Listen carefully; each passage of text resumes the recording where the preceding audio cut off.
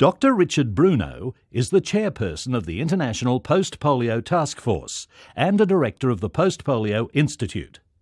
His book, The Polio Paradox, has become the Bible for many polio survivors. He promotes 10 simple rules to help people to cope with the effects of post-polio syndrome. The first commandment is listen to yourself. Polio survivors often turn themselves up from the neck down after they got polio. The first step in treating PPS is to listen to yourself, physically and emotionally, what you feel, when you feel it, and why. Our most powerful tool in treating PPS is the daily logs our patients keep that relate activities to their symptoms so that we can identify triggers that are causing symptoms and get rid of them. The second commandment is activity is not exercise. Polio survivors believe that if they spend an hour on the exercise bike and take extra trips up and down the stairs, that their muscle weakness will go away, when in fact the opposite is true. The more you overuse your muscles, the more strength you lose. Muscles affected by polio lost at least 60% of their motor neurons. Muscles that you thought were not affected could have lost as many as 40% of their motor neurons. More disturbing is that polio survivors with new muscle weakness can lose on average 7% of their remaining motor neurons every year. You need to substitute a conserve to preserve lifestyle for the use it or lose it philosophy that you learned when you had polio. The third commandment is break, don't break. The follow-up study of our patients showed that taking 2 15-minute rest breaks a day, that's doing absolutely nothing for 15 minutes, was the single most effective treatment for PPS symptoms. Our patients who took rest breaks, paced activities, and conserved energy had up to 22% less pain a month after we started treatment.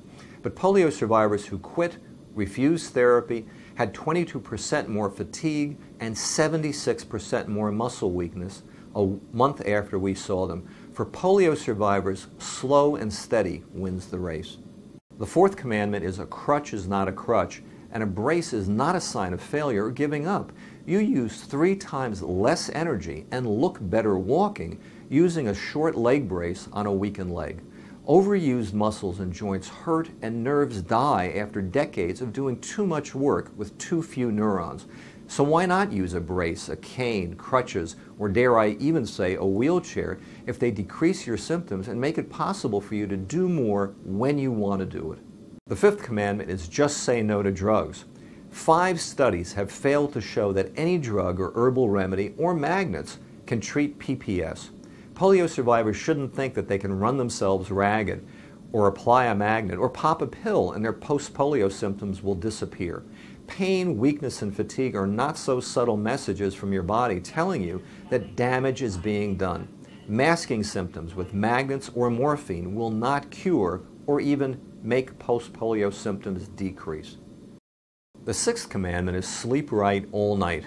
The majority of polio survivors have disturbed sleep due to pain, anxiety, sleep disorders such as sleep apnea, which is not breathing, or muscle twitching and jumping over your body during the night. However, polio survivors are usually not aware that they stop breathing or twitch. So you need a sleep study if you awaken at night with your heart pounding, with anxiety, shortness of breath, choking, twitching, or awaken in the morning with a headache or not feeling well rested. The seventh commandment is polio survivors like it hot.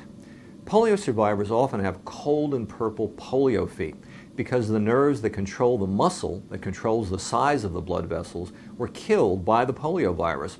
Actually, polio survivors' nerves and muscles function as if it's 20 degrees colder than the actual outside temperature. Cold is the second most commonly reported cause of muscle weakness and is the easiest to treat. Polio survivors just need to dress in layers so that they can control their body temperature. The eighth commandment is breakfast is the most important meal of the day. You know, for once Mom was right.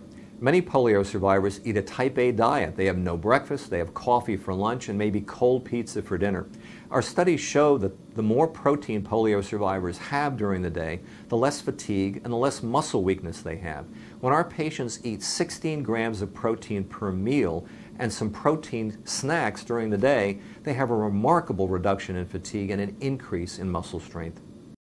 The ninth commandment is do unto yourself as you have been doing for others. Many polio survivors were abused by therapists or even family members when they had polio to motivate them to get better and to look normal. So polio survivors took control and became type A superachievers, the best and the brightest, doing everything for everybody except for themselves. Many polio survivors still do for others and don't even ask for help because they're afraid of being abused again. Accepting assistance is not the same thing as being dependent. Accepting assistance can keep you independent. One of our rules is if you don't feel guilty and anxious, you're not changing the way you've been your entire life and you're not treating your PPS. The 10th commandment is make doctors cooperate before they operate. Polio survivors are easily anesthetized because the part of the brain that keeps you awake was damaged by the polio virus. Many polio survivors stay anesthetized longer and have trouble breathing with anesthesia, whether it's gas anesthesia or intravenous anesthesia. Your polio history and any problems you have with breathing, sleeping, and swallowing must be brought to the attention of your surgeon or dentist, and especially an anesthesiologist, before you undergo any procedure.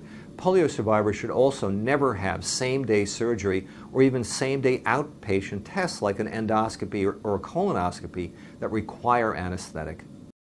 The final rule for polio survivors is the golden rule for friends and family. You know, treating PPS is more of a head game.